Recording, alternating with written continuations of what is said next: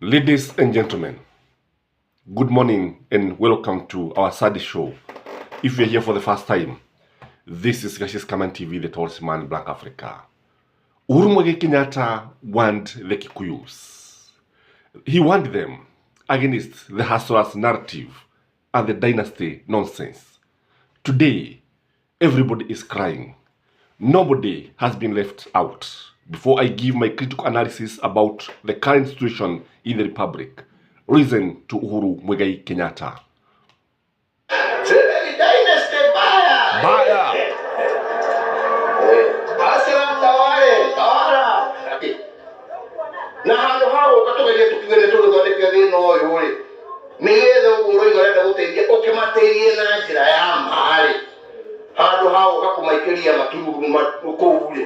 Umaterie na njira duitikire haha nducenjie mbeca cingihe na nigetha anake aya mahote guthoma na mahote kuona wira na nigetha magavana mao mahote kwambiriria mafactory kuu nigetha anake mandikwo na nigetha tuhote kuongerera barabara iria turaka.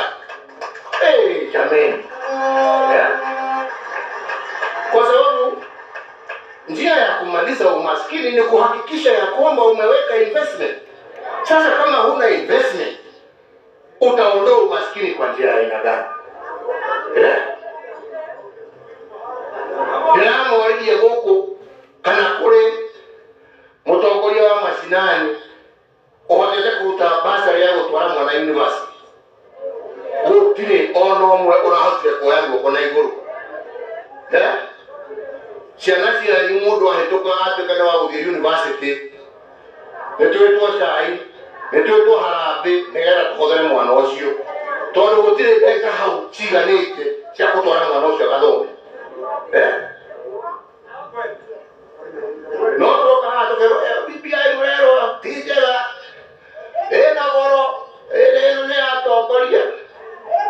Ngaĩkũria atĩrĩrĩ, we ũraheni ũguo nĩguo na mũjumbe nĩ ũkũheo mirioni yake arĩrĩaga o mwaka nĩguo? No gwaku githĩ ndwareherwo mirioni igana rĩmwe? Githĩ basari ndĩongerereka? Wĩra waku nĩ kĩĩ? Ladies and gentlemen, that was UHURU Kenyatta, and if you have listened to his tone, he was very angry with the Kikuyus. He was very angry because the Kikuyus were swallowing Ryan Hook and everything from William Samuel Ruto. And he was telling them that one day they will remember him. In fact, is there anything wrong with the dynasty? Because what happened is that William Samuel Ruto and Rigathi Gachagua and the others convinced the Kikuyus and many other people that the problem was UHURU Kenyatta having come from the first family. And that is what he was calling the dynasty, because his father was the first president of the Republic of Kenya, and the first vice president of the Republic of Kenya was Raila Amolo Odinga's father, that is Jaramogi Oginga Odinga. Lakini sasa watu wakaambiwa ya kwamba mnadanganywa na hawakusikia. Wakaambiwa ya kwamba even this BBI ambayo tumewaletea ni ya manufaa yenu wenyewe. For those of you who are not understanding what UHURU was saying, UHURU was telling the Kikuyus that there are some communities whereby each student get Kenya shilling 50,000 in form of bursaries. But in Mount Kenya they were told, alikuwa amewauliza wabunge kutoka sehemu za Mlima Kenya, kana kwamba kama kuna mtu ambaye anaweza kupatia mwanafunzi zaidi ya shilingi 2,000, but they could not listen to him because William Samuel Ruto alikuwa anarushia dururu pesa, darahimu zilikuwa zinarushwa kila mahali. Akawaambia kwamba wakati huo mngekula pesa, that is those guys who were supporting William Samuel Ruto, kwa sababu pesa mtaletewa, but you did not even bother to ask where this money was coming from. And he went ahead and asked Kenyans, he asked the Kikuyus, where would the development come if there is no investment? Because hata kazi zenyewe zitatoka wapi? Kwa sababu unapotazama William Samuel Ruto, he has not been very keen on investment. He has not been very keen on bringing in a development. But the truth of the matter is that even though watu wengi walikubaliana na William Samuel Ruto, today everybody is regretting. And that is the basis of my analysis today. Was UHURU Kenyatta right? Because if you ask me, he was 101 correct. He has already been vindicated. Vile ambavyo aliwaambia watu ni kwamba William Samoei Ruto would not solve the problem of this country. William Samoei Ruto was a self-centered person, because if you go further to some of his speeches, you realize that there was a time, and I'll give that video, he told the Kikuyus, ni heri yu mzee, ni heri baba ambaye anajua maslahi, kwa sababu yeye kile anataka ni kuona amani, ni kuona maendeleo, but sio kujilipikizia mali. Wakaambiwa kwamba if they were going to elect William Samoei Ruto, they will remember him. And remember, there was a time he told the nation that BBI dream was just a dream deferred. One day it would come, and for sure I strongly believe BBI will come. Kwa sababu unapokuja katika sehemu za Mlima Kenya, jameni, ndugu wapendwa, kile ambacho unakutana nacho ni kilio. Mama Boga analia, ni kweli. When I saw Mama Boga wakifukuzwa kutoka jiji la Nairobi, I knew that this government was out to cause more trouble. When I saw the hawkers being chased by council askaris, walifukuzwa kama majibu ambalo lilikuwa limekula mayai, wakafukuzwa wote. Sakaja does not want to see them in the street today. I have no problem with keeping our street clean and at least habitable in a way that we can be able to interact freely and move freely. I have no problem with that. But the way wanafukuzwa kama majibwa, waliambiwa ya kwamba William Samoei Ruto would come, and he was not actually sincere when he was talking about the issues of dynasty. Because ukitazama vizuri sana, UHURU Kenyatta had the interests of the nation at heart. That is the truth of the matter.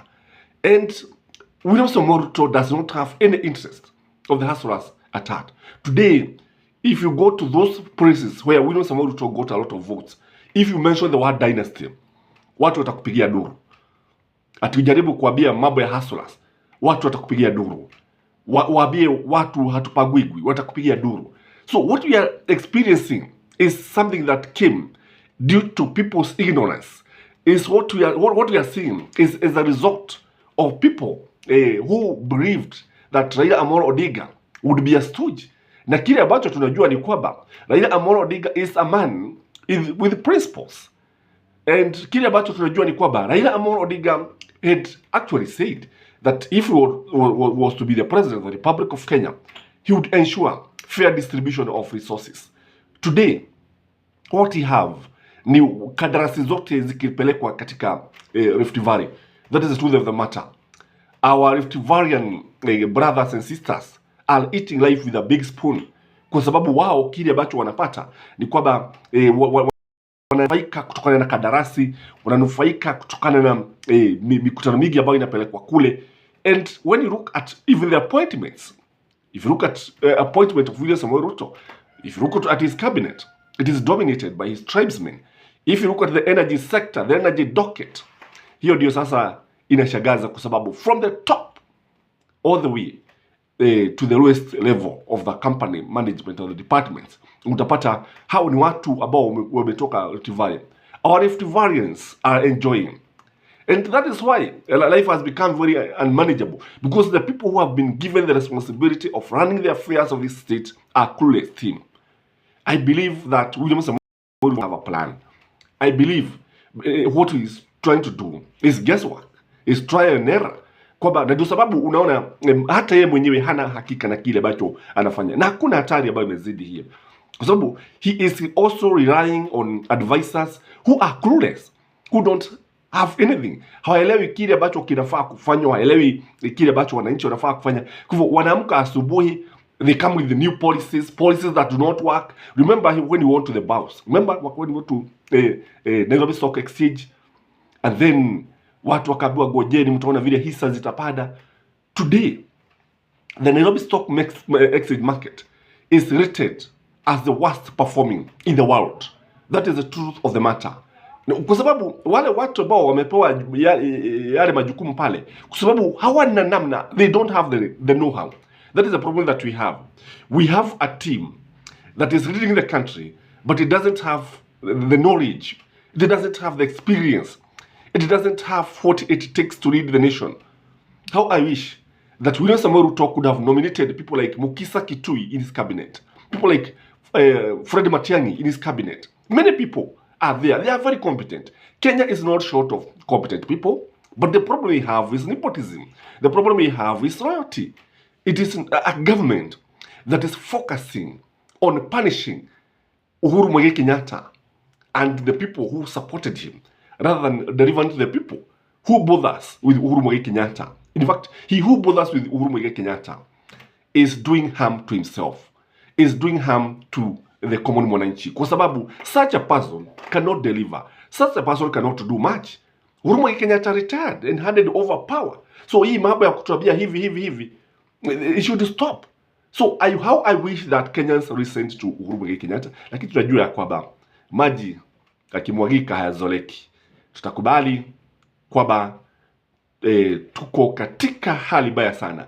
Tutakubali tumo ndani ya shimo, lakini swali ni je, tutakuwa ndani ya shimo hadi lini? For how long are we going to start this? Because if you ask me, a time will come when, kwa sababu nimesikia watu wakisema kwamba they don't need Raila now to lead the demonstration. And I'm going to give another critical analysis of Raila Amolo Odinga. And you know that you come to realize that Raila knew what he was doing. And up to now, he knows what he's doing. That is my take, ladies and gentlemen. As usual, remember to like our video. Remember to share it, comment. And may you have a lovely Sunday. Till next time, bye-bye.